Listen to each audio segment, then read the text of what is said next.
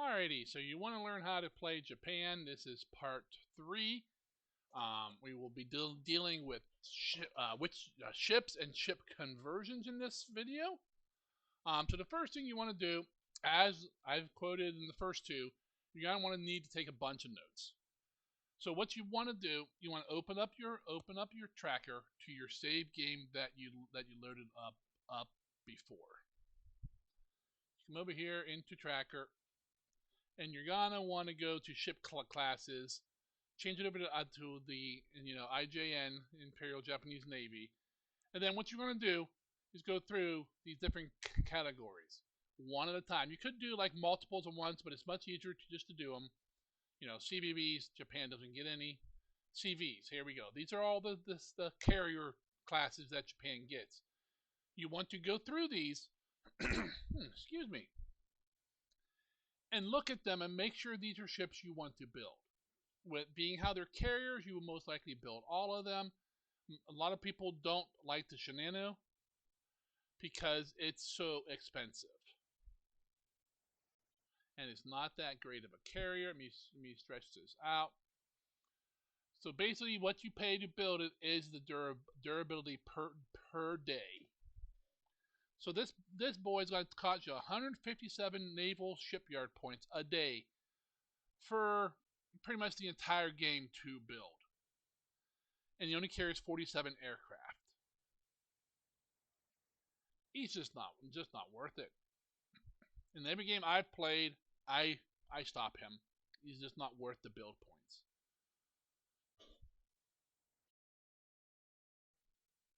Now, the one thing you need to know, if you haven't read in the manual, and even if you have read the manual, you may not have noticed this, but you pay ship points for ships, but not constantly. What it is, the formula is 10 times the durability. So let's get out of this guy because he's so worthless. Let's look at let's look at one you're actually gonna build. Junyo class. Not a great carrier, but most people build it anyways. It's fairly inexpensive to build. And it carries 53 aircraft. You want as many aircraft you can get. It comes in 1942 as well, so it's mostly built when the game starts. So what you want to do, the way the shipbuilding works for Japan, and if Allies ever got it, I'm assuming it would work the same way. You take the durability times it by 10. So durability on this guy is 84. So times it by 10 is 840 days. So every day beyond 840, before this guy arrives, you do not pay any ship points. It is free. It advances 1 day every day. Assuming you're playing one day turns, of course. And it advances 1 day automatically for free. As soon as it hits day 840, you start paying the durability for the ship to continue being built. So for this guy, you're paying 84 points a day. So that's how kind of the magic works. And if you look into tracker here and go to ship production, let's get rid of the merchant crap. Sort by the delay, how many days before it gets. That's what a lot of this stuff means. Like this guy, he is building. He will arrive on December 20th. Basically, his durability is 2. So for 20 days, you pay for him to be built. So December 7th, you're starting to pay for him. This guy here, the same ship, just another one of it. Once again, 2 durability, so you will pay for 20 days. Well, he's not coming into the end of December, so you're not paying for him yet. So he will advance he'll continue to be queued up. So his date stays the same for another day or two before you start actually paying ship points for him. So that's what the queued means. Building means they're building. Pending, I'm not 100% sure what the pending means. I think they're not in the queue yet. So that's what these blueprint means. They're just on paper. So how that works. You don't pay actual points for normal ship construction until it's 10 times their durability away from arriving. So these small ships, like this guy, you pay 1 point for 10 days. It costs you 10 points to get that ship. A destroyer runs anywhere from, most destroyers run from, well, there's an 8, so that's, I would say, between 10 and 13 for your decent destroyer. So 100 to 130 days you're paying for them.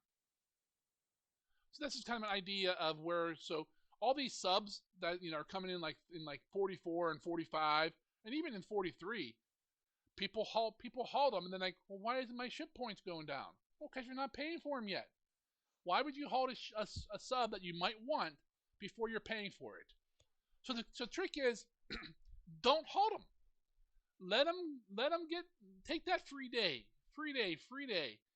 But keep an eye on your ship points, how much you spend every turn, and when it jumps up, a new ship just got into the build queue, so I need to go look at that ship and see if I want it.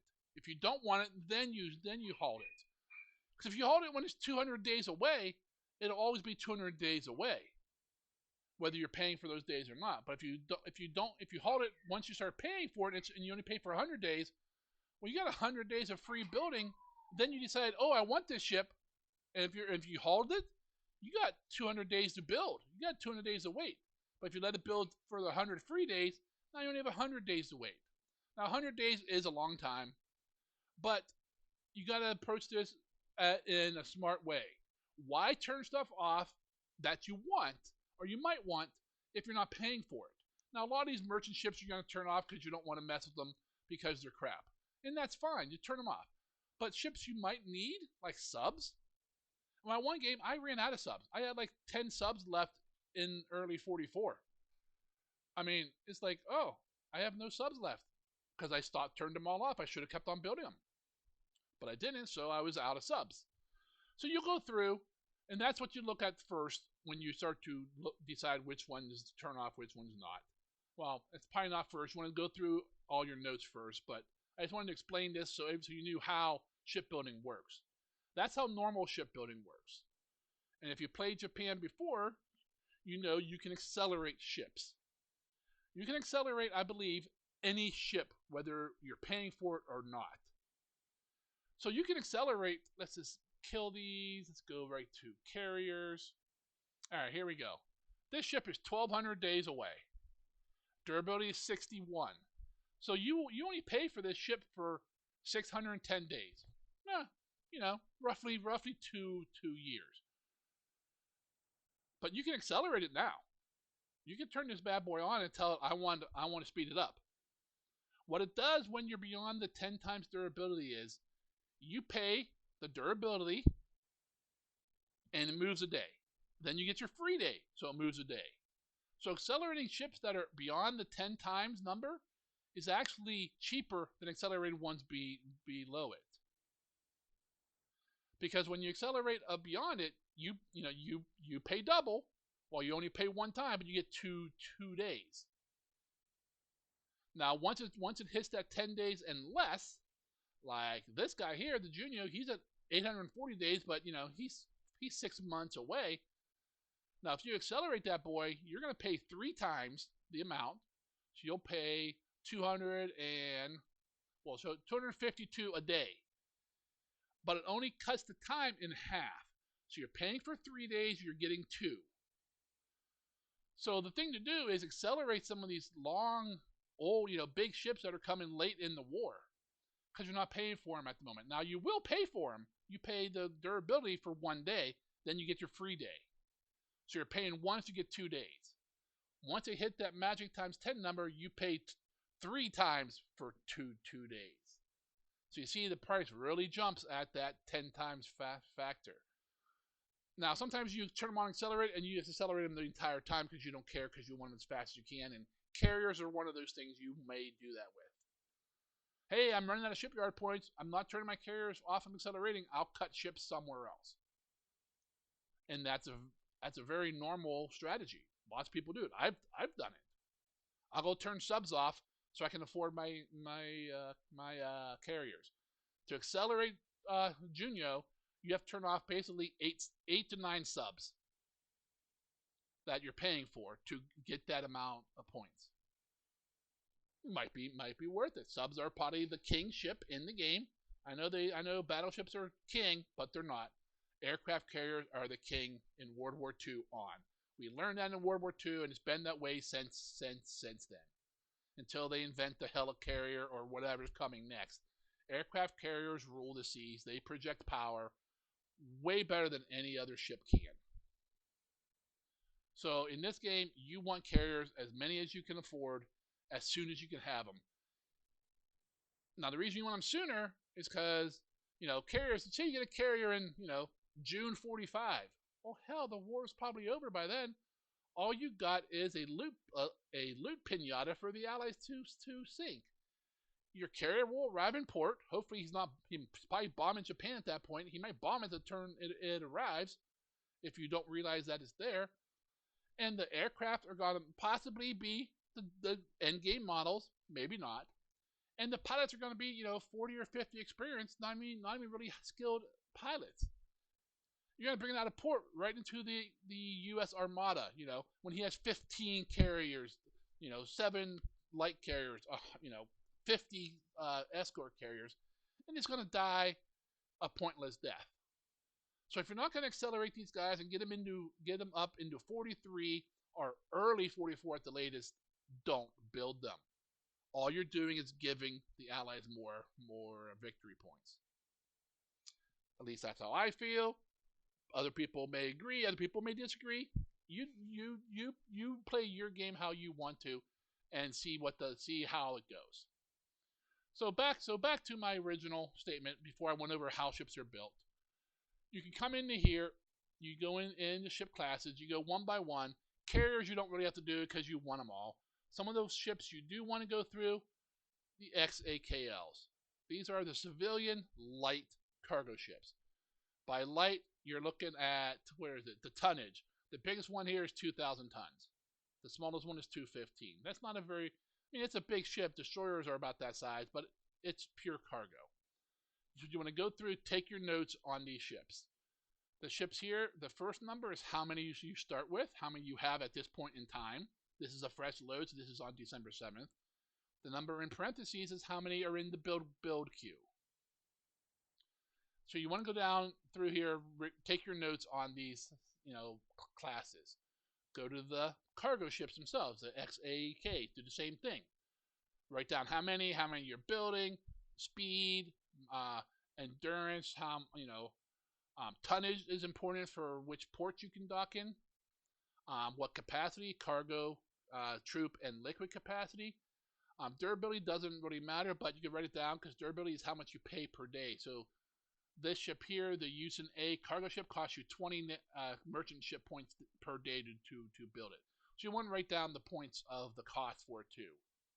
Because as I'll explain later, some of these ships just are not worth building and are not worth the points that you have to pay to build them. So I recommend you go through the XAKLs, XAKs. You want every amphibious ship you can get.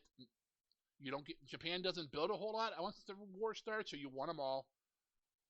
A lot of these ones we don't get. All these fancy ships we don't get, so don't worry about them.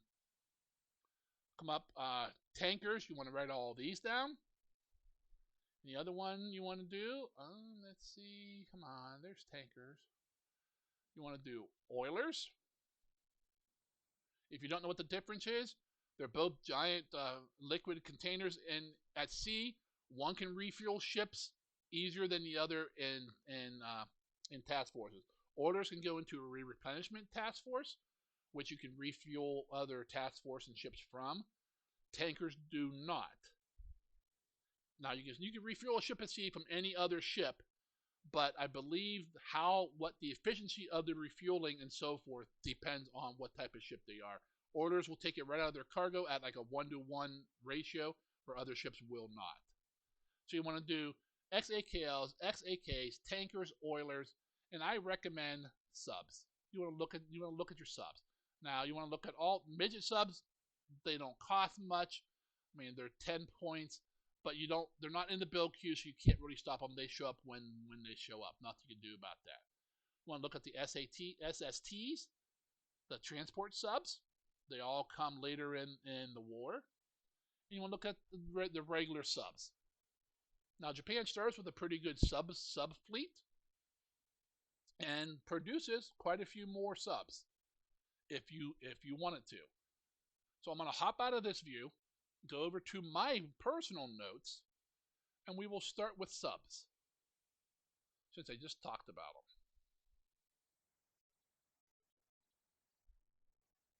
All right, here we go. So this is my personal notes on the different subclasses. I put the SSTs on here too, the SSXs. I just have one Word document for all the subs.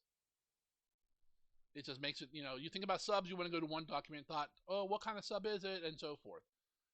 So the SSXs, like I said, you don't get a choice whether you build them or not. The game just builds them. You can't halt them or nothing. So SSTs, you want to go through and undo your notes. Now for me, I have how many you start with, how many you're building, the speed of them, the endurance, what their payload is, how many torpedo tubes, and if they get upgrades or not, what date they start, whether they carry any float planes, and how much they cost. So then I go through here and I look like this, some of these, well, pretty much they all get built during the war. None of them are built and we don't ever build them again. Actually, I don't think I have all the subs on here. These are just the ones that I wrote down because the rest probably I did not like. But you want to make a sheet like this. Then you go through all of these. I love subs with float planes. They're your early warning systems. You can't have Mavis or Emily's everywhere because you don't have enough. And these guys can sit in the middle of the ocean with no bases around and give you intel. I park them near Pearl, so I can kind of get an eye every now and then on what ships are coming in and out of Pearl. Or not, you can't really tell what ships, but you'll see task force coming in and out. Put them down by Java, not Java, but down there by Nomiya and so forth, down in the far South Pacific. You get an idea of when he starts building large amounts of task forces because you'll be able to see them. You won't be able to tell what kind of ships are in them, but hey, he has 7 task force here. Something's up. What's he doing there? It gives you all kinds of not great intel, but some useful intel. So you got to go through, and you don't want like this guy, 3,500 range, 4 torpedo tubes, 1 upgrade, 24 points a turn. You can build 18 of them. I will probably not build any of them. That range is crap. That's probably one of those rowboats, of the ROs, and we all know those are not very good. But the next version, the K6, is very, very similar. He's faster, 3 times the range, same armament, costs a little bit more, but I'll probably build those because they're a decent ship because they have a good range. So you just got to make this, take your notes and go through and decide what you want to build. Now these aren't which exact ship I'm building, and these are just for early war. What are my plans? And if you go into the game and by mid 42 you've lost a lot of subs, well, you might want to build a bunch more that you didn't really plan on building before. But you need this information to make those educated decisions. So you want to do this for subs. And then let me pull out of here. Let's go into tankers and oilers. So here's my sheet for them. See, there's a good number of classes. Let's see, my formatting is off a little here. There we go, that's better. Now, oilers, you don't build a whole lot during the game. Looks like there's only 6 in the build queue. There are 24 points, 20 and 13. This little guy here, the Sudosaki class, you build 2. Why? Why would you build those ships? They're 13 points a day for 1,750 cargo capacity. If you want a shitty oiler, you could probably convert a merchant ship to one. These ones I would turn off. They're just not worth it. Now the ones that I like are these big ones. To quote some not proper comments, the biggins. 18, 19 knots. They carry 10,000, 11,000 tons of fuel or oil, because they can be used to haul oil. These are the ones you want to go with your with your carriers when you hit Pearl. It's probably the exact ones that went there, or when you're bombing Australia, or when you're taking Ceylon, or going cruising around the Indian Sea. You want these guys around, because if they get spotted or enemy carriers nearby, they can run. They can't outrun a carrier, but he has to know exactly which way you're going. They carry a pretty good endurance. They can run for quite a while. If they're carrying fuel, they can refuel themselves. Don't forget that. You can pop them in during a turn. You can pop them in and out of task force and refuel them from themselves. So unless they get lucky, they won't find these guys because they can run fast enough. A 12-knot oiler, he's not even going to escape a damn patrol boat. I mean, he's never going to get out of range of aircraft. He is also worthless. So you want to be careful on what you build and pick the right ships. I would love to have more of these large ones to build, but you don't. The 8,000 ones are decent. I build those, and those are the only oilers I pretty much build. The other ones are just too small to be useful. Now, then you come up here to the tankers. There's a ton of different tankers, and a lot of them are decent. You got your 18, 19 knot ones, which are your big boys, your 12, 13K, 12K. Some of these have oiler conversions. You can convert them to an oiler. The cargo stays about the same, but now it's an oiler instead of a tanker. So if you lose your oilers, but you want to keep that ability to refuel ships more efficiently, you can convert some of your tankers. As you can see, there's 46 of these in the queue. My plan is probably to build 20, and so forth. Now these conversion ones may not be correct. This is an old document. The number of ships is probably off a little bit. Depends on if you're playing scenario 1 or scenario 2. But the data is pretty much the same. You want to mark them as which one. Like this one, there's 29 of these in the queue. I'm building roughly 16. Now, of this 28, I want to build 19 of them. And so forth, because they're big and fast. Now, they're more expensive, but they're big and fast. And you want to build according to how you want to haul. So, I mean, depends on where you're hauling from and so forth. The big ones you want to haul the longer distances, or the shorter ones you want to do small distances. You start the game with some of these, 31 of these, or 30 or so of these little 1,250 ton tankers. You don't want them hauling oil unless you're hauling it out of the small little bases in the DEI or something like that. You use those guys who haul fuel to your small ports, like your small little bases. You want fuel at almost any base you have, at least a couple hundred units. That way, any ship who's in trouble and is pretty much out of fuel can stop in and tank up and get some fuel and move on. You don't want to store 200,000 fuel in anywhere in the Marshalls, because the Marshalls you're going to lose the Marshalls. You can't hold them. The islands there suck for defense. You can't put enough aircraft there, and they don't hold enough men to mount a proper defense. The Marshalls, you hold them as long as you can. Once it starts looking like you're going to lose them, you evacuate all the troops, and you let the Allies have them. They're not that important. There's nothing good there. There's no good air bases there. No good ports. And the defensive value are like 6,000 troops. That's like a naval guard. I'm pretty sure a regiment's bigger than that. So you really can't defend them. But that's a whole different story. So this is you go through, make all these notes, and you decide which ones you want to build. Now, as I said, these are rough notes. These notes will change, and you may go into it going, I'm going to build all these, but in most of my games, I have very few tanker casualties. So my initial plan is, hey, I'm building 30 of these, but by mid 43, I've lost one tanker. I might cut some of these back because I don't need the replacements. As the war goes on, tankers and oilers, at least tankers become less important. If you're in late 44 and you have 500 days of oil in Japan, tankers are worthless. You don't need to keep hauling oil. Why? You have a year and a half in Japan. You have more oil in Japan than you'll ever use. So put these suckers somewhere. Try not to get them sunk because they're easy points for the Allies, and stop running them. So that's my tanker list. The last one I have, where is it?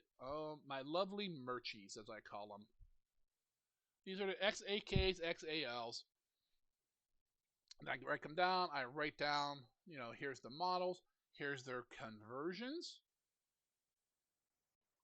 These are the ship numbers. You can look them up quickly in Tracker. And for these guys, I write down how many I have, how many I build, their speed, what their capacity, and how expensive are they to build. Because really, there's nothing else on a cargo ship you care about. Some people like, oh, what guns they got? It's a cargo ship, dude. It doesn't matter what guns they have. They're going to have very little ones, not enough of them. They're not going to be able to do anything. Occasionally, a Merchie will fend off a sub attacking it on the surface and put a couple rounds into it if you're lucky. But usually, Merchies by themselves are just meat. They just are. If a enemy surface combat task force finds a bunch of Merchies and that you don't have defended, just write them all off. They're probably sunk. Whatever they're carrying is gone. Which is why you have to defend them all if you're hauling troops and such. But you go through, and you look at them, and you decide whether you want to build or not. Now, some of these, and this is for all the ships, like I mentioned with the tanker, some will convert. Subs don't convert. Oilers, I don't believe, convert. A few tankers will convert. Merchies are where your conversions are plentiful. You can see the Tosu class carries 170 tons of cargo. It's like 200-ton ship. It is worthless. But look, it'll convert into 4 different types of ships that you might want. If I go into my notes, let me bring them up and I'll show you. Because these guys I do a lot of playing with. I like to convert these guys.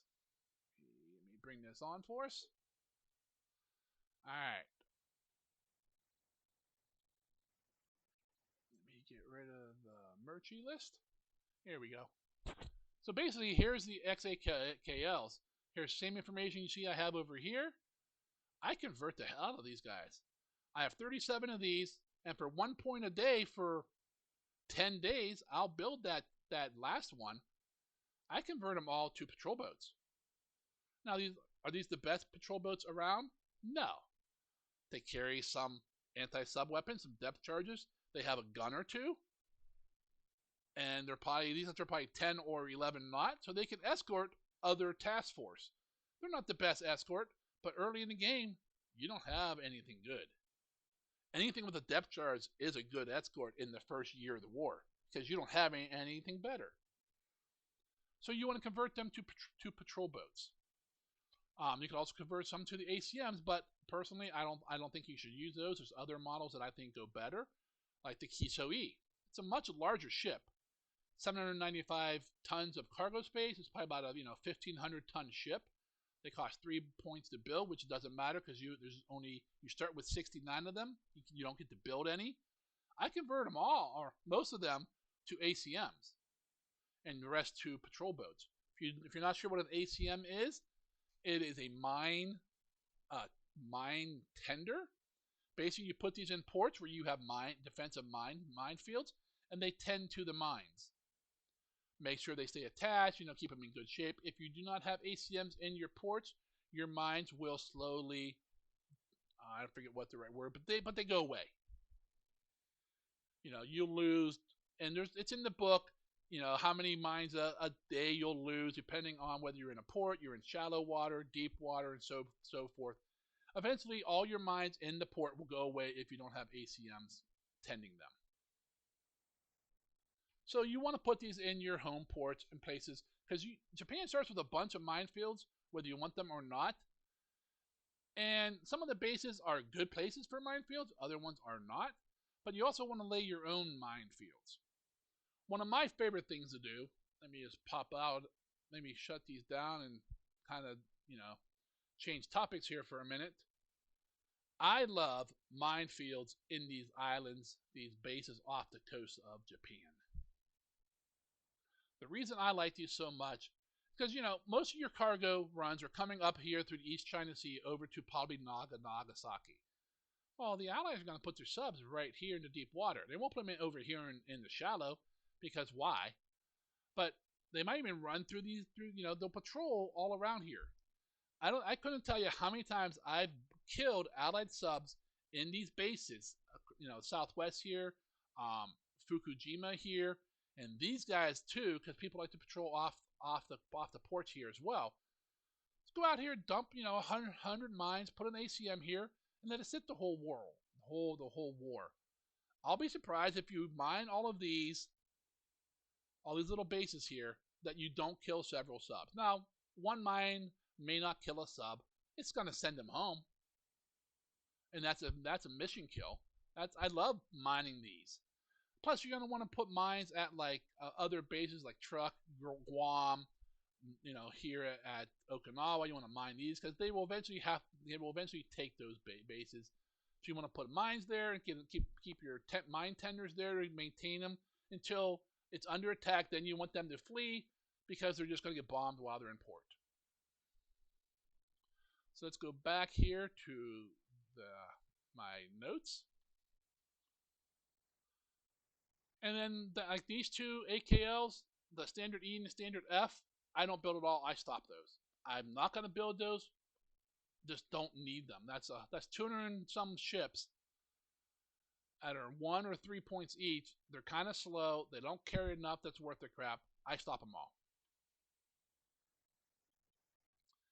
Now your AKs are a little bit different. Let me switch views for you again. Go back to my merchie sheet. I have those down here, same type of thing. How many I have, how many I build, their speed, what and how much they carry, and what they cost. And then I write down whether they convert and what to. Because a lot of these are nice conversions. Now, some of these ships you don't want to get rid of because they're such a nice cargo ship. They carry 470 troops, 5,000 cargo. Those are nice. And some of these actually, from the larger ones, carry troops, cargo, and liquid. Now these guys, you got to be careful using ships like these, because if you tell it to load supplies, like say you've loaded troops and there's still cargo space left, and you want to load more, and you hit load supply, it'll load fuel. You do not want fuel on any ship with troops on it. It's one of my biggest pet peeves about turn 1. It auto loads fuel on all those amphibious troops.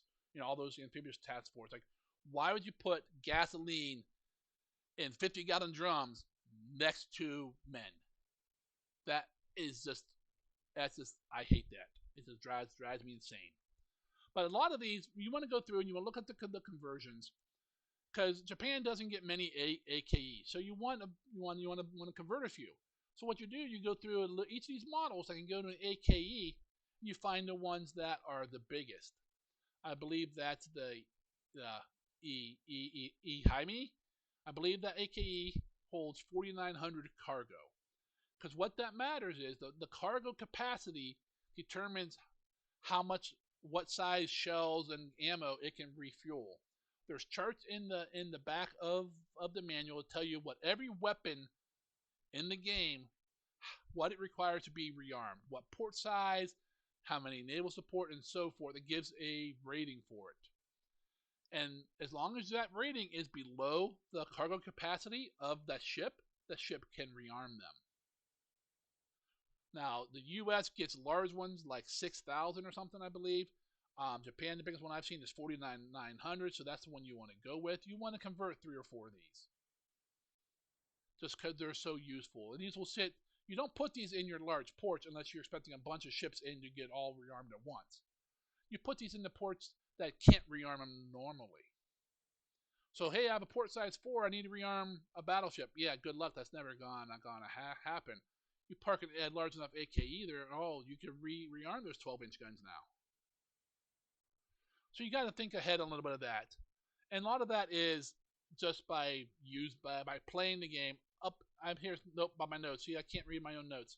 It's not the Jaime. It's the Lima class, 4900, right there. That's the big boy. So you go through, you pick, whether you want to do conversions. When I played in my earlier years, I converted the hell. I made a bunch of ASs, AVs, ARs, ADs, all these ships, and then I never used them. So if you're not going to put ARs in your forward bases to help repair float damage and all this for your ships, so you can move them somewhere else, then don't build them. If you're not going to use them, don't convert them. Like those ACMs, I'll convert 40 or 50 ships to ACMs, and I'll use 40 of them, and then I have a dozen or 2 dozen for replacements, because you will lose them. So don't be crazy and converting 20 ASs when really you need like 4. Go look at your subs. Go look at the chart. See how big a port has to be to rearm torpedoes. And like if you're operating subs out of truck, and truck's like a size 7 or 8 port, you don't need an AS there. The AS may help repair a little bit on the sub, but its main job is to replace torpedoes in subs at smaller ports. If your port can do it by yourself, that's the wrong place for an AS. You might want to put an AS in like Kwajalein, because that port's like size 3. It'll never rearm torpedoes without one of them there. So you want to look at the map, look at your your plans, and say, okay, I want one here, I want one here, I want one here. So you want 3.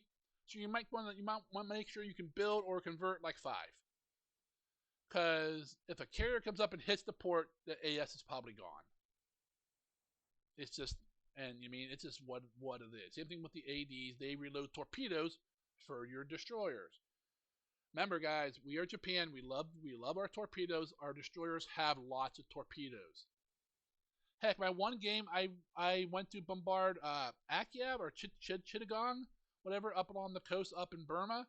We ran into a damn British battleship at night, and my destroyers lit them up. 20,000 yards, they fired off like 30 torpedoes, and I'm thinking, what the hell, we're wasting them all, and 2 hit.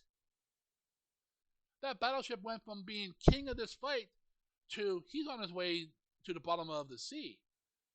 They actually ended up sinking that battleship, because once the first 2 torpedoes hit, he was, of course, he's half crippled at that point. He's on fire at night. Fire is your worst enemy, because now you light up like a damn Christmas tree. Every ship on the other side can see you now, and they just pour the shells into you until you sink. That is the best part about night combat. If you can get someone on fire, especially a high-profile target, it makes them easier to hit. It's like radar at night. It's not exactly like that, but you know what I'm saying. On a flat ocean, you know how far away you can see a fire? Miles. This is one of the things, you got to think about those things. Not all the time, but this various things. You want to be able to rearm those destroyers for their torpedoes. You want to rearm your subs. That's what the AD and the AS do. They both also give a little bit of repair bonus to the ports for those types of ships, but it's not really that great. ARs are pure repair. They will repair anything below 5 float damage. It's that they can help repair that. This information's in the book of what they can actually repair, I believe. So they're useful for helping a cripple. If it's not really in crippled shape and you're not worried about it, not making it to a larger port where you could be actually repaired, maybe with a repair yard, the ARs aren't that useful. AKEs, very useful early game, because you don't have many large ports outside of Japan. But see, that's kind of work you got to put in. You kind of have to know what these ships will convert into and how to use them. That's the whole point of this video series, is that people, hey, it's a game, I'm trying to pick it up and just play it and I'll be great at it. It's all strategy. Yes, I'm great at strategy. Not for Japan. And if this is War in the Pacific, Admiral's Edition, war, yes, but there's been times when they called it Mines in the Pacific, because mines were so so common everywhere. They call it, it's really logistics in the Pacific. Hey, you got the Iowa class battleship, you got the Yamatos here. They go out there and they smash the enemy. Yes, they can once. How the hell are you gonna rearm 18-inch guns?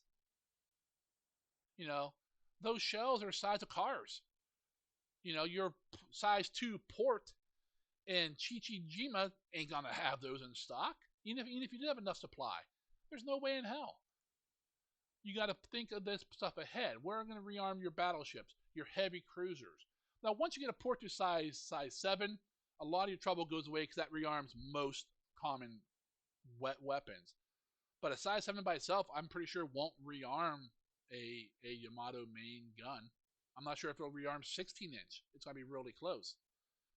That's where you bring in, AKEs, ASs, ADs. You bring in some naval support. Naval support adds up to help overcome that thing.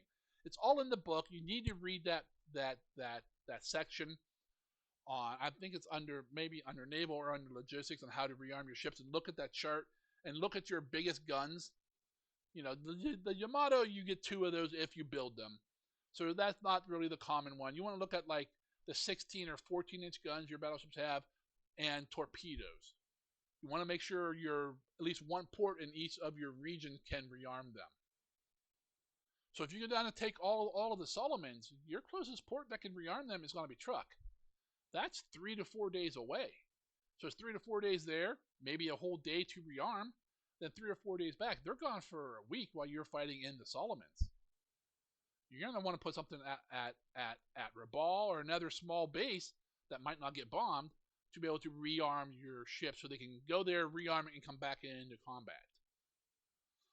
Now, it's not actually part of this series on how to play it, but those are the things you have to think about, and a lot of that comes with experience. You're not going to know that the first time you play. You're just not.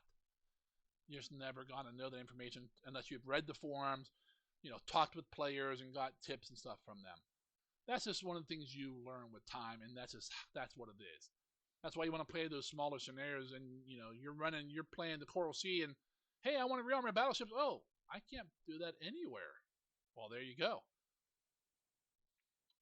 But that should be it for ships and ship conversions. The one thing I didn't really go into. Let me go back to the tracker. Let me bring it up on the screen. There's a ton of ships. Ship production, so back into here. Let's go. The difference between naval and merchant. Merchant builds all your merchant ships. It's in the book. It tells you what classes it. The one thing you may not realize, merchant shipyard points are used for CVEs. They consider that a merchant ship. So if you got your merchant shipyard points and you're trying to build those CVEs that Japan gets, you're not going to build them. Naval shipyard, if it has a big enough gun, it comes out of Navy. So everything from sub chasers and up come out of Navy. Carriers, light carriers come out of Navy. Submarines come out of Navy. But all the little merchant ships that aren't really combat ships come out of merchant. But that's not really what I wanted to look at. What you want to do, once you go through and make your list of all the different ships, then you got to come in here and decide what you're going to build. The tracker is nice, and I didn't realize it had this feature where you could accelerate, and it'll mark it here and change how many points you need up here, and then leave that there.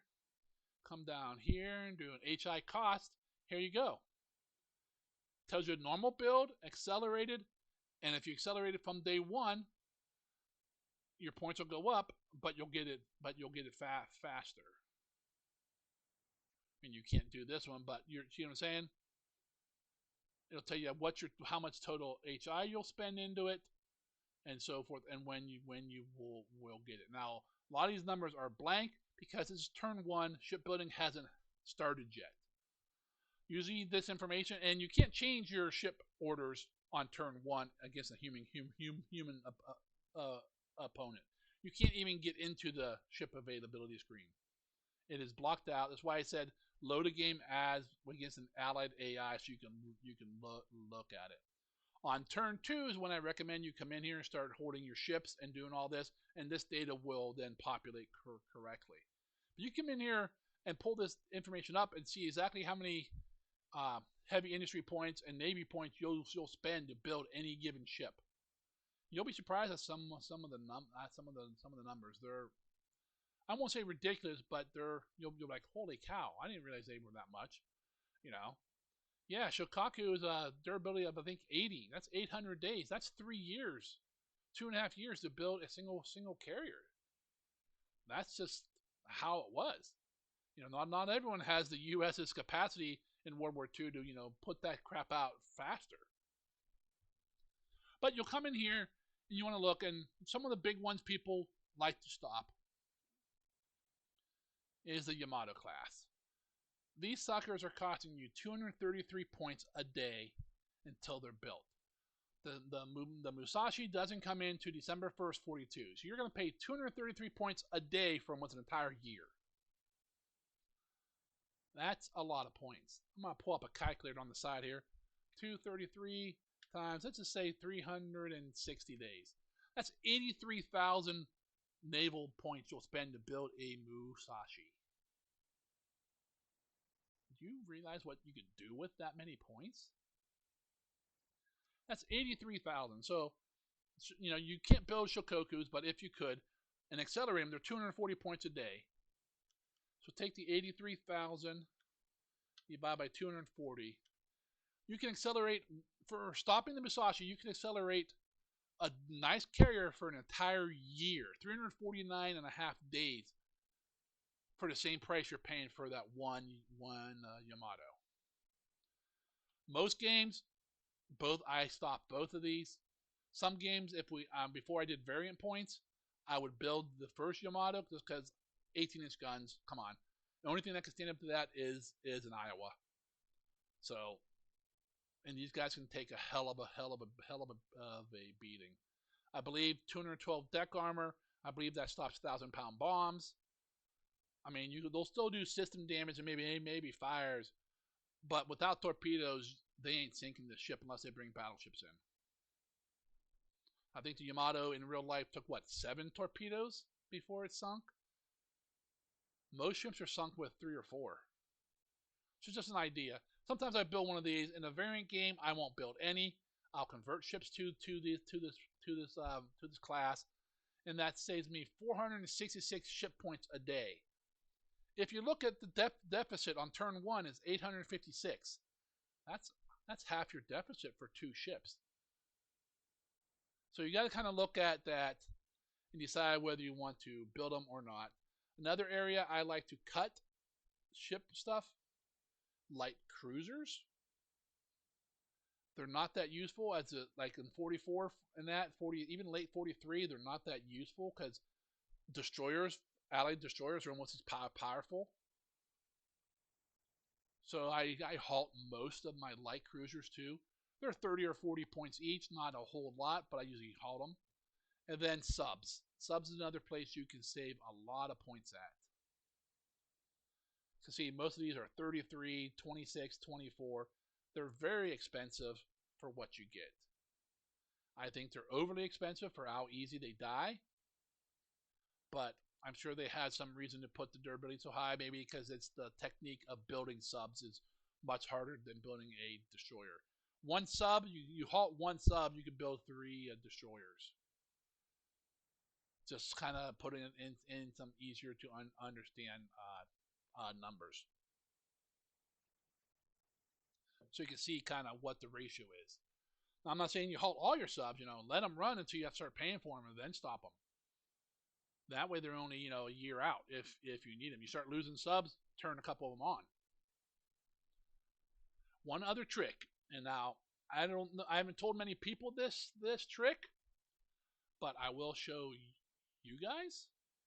Let me go ahead and exit out of this. So I need to bring it up in another game.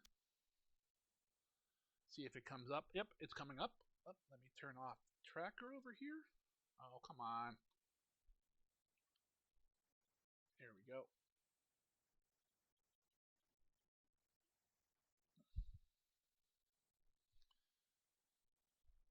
work? Nope. You're gonna be that way. All right.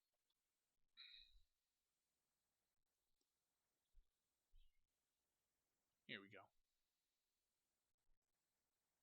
Sorry, this video is running a little long, but ships, there's a lot to them. Let me go ahead and load my last turn.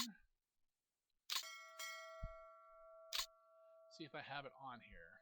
If not, I'll just explain it to you. I'll explain it to you anyways. I just won't be able to show it to you. Probably won't be able to, but I might be able to. So come into here, you go to ship availability, sort by soonest. Oh yeah, I can. Okay, great. So this is a save from January 31st, 1942 for a PBM that I am no longer playing. For those of you who have followed my other series, this is my game against Dean. You know why I stopped playing it, so I don't want to go into that again. So say you want this ship, the Mike Sully, or the Pax Mondo. These ships are named after forum members that helped me in my younger days, so give them a little bit of credit here. What you can do, but you don't necessarily want. Actually, the merchant one's a much better situation here. So in one day, I'll finish this ship, and it'll come out into a shipyard for use. Well, I don't really need any more AKs at the moment, but I want to be able to. Yeah, but then you're thinking, well, I want to be able to replace losses. Well, this is a nice little trick, and I'm surprised more people don't know it, or maybe they don't talk about it. Well, let's halt this. You burn turns, it stays at one day. It doesn't reset. It doesn't go out of the queue. It stays in the imaginary dockyard at one day until you turn it back on or the game ends. So a year from now, if you need to replace a ship, you tell it to build it. Next turn, it pops out. While it's in the build, in the dockyards, it can't be bombed. It can't be sunk. Until it comes on the map, nothing can happen to it. So you can sit ships sitting here at one day and put them on hold to build them up there and then use them to replace losses like the next day. It's a little useful, but not a whole lot of ships you want to do that with, because if destroyers, no, you want as many destroyers you can get. Some merchies, you may want to hold them, or XAPs, you might want to hold them, just because you don't need more of them sitting in your harbors. But if you want to start replacing losses, usually you want to be able to replace them quick. So maybe even subs you might want to. But just an idea is that's another trick Japan has to use. We can hide our ships in the dockyards at one day until we need them, and then pop them out. I would not recommend using them for any kind of real ships like carriers. No, you want those out and being useful as soon as you can, at least training the pilots. But ships, if you don't necessarily need that ship right now, don't finish it. Now, destroyers, you might want to just run some patrols and out with it to build up the experience. But non-warships, there's no point. I mean, these little ships come with, what's the experience on this guy? 23 and 16. That's never going to get into the 50s or 60s where they become a competent crew for combat. So there's no point running him on training missions. But that's just another little trick that I've found. I don't know. I'm assuming other people have discovered it, but I thought I'd share it with you guys. So that's will be it for this series. Well, not the series, but for this video on ships and ship conversions and what to build, how to build them. It's very much up to you.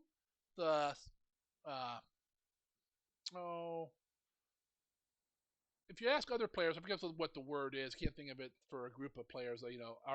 Our community has very opinionated opinions on which ships are best, which ones to build, which ones not to build. And I agree with some, I don't agree with others. And that's how you will be as well. You agree with some choices, you disagree with other choices. You pick which ships fit your playstyle, and then you build them. Now, if your playstyle changes, or you realize, hey, I built ship A, but I should have built ship B, well, that's a lesson you learn for the next game. Slowly get your experience in the game, and you'll get better and better, just like anything in life. The more you do it, the more you learn, the better you are. If you enjoyed this video, please go ahead and give me a like on it. If you are enjoying the series, please go ahead and subscribe if you haven't. And until the next video, which I will be going over turn 1 ideas and how to do it, kind of. Not really exactly how to do it, but just kind of what's possible. That'll be the next video in this series. At least video 4. I have other ideas for other videos that may come before that one, but so we'll see. But until the next video, guys, you have yourself a great day, and we'll see you on the next one.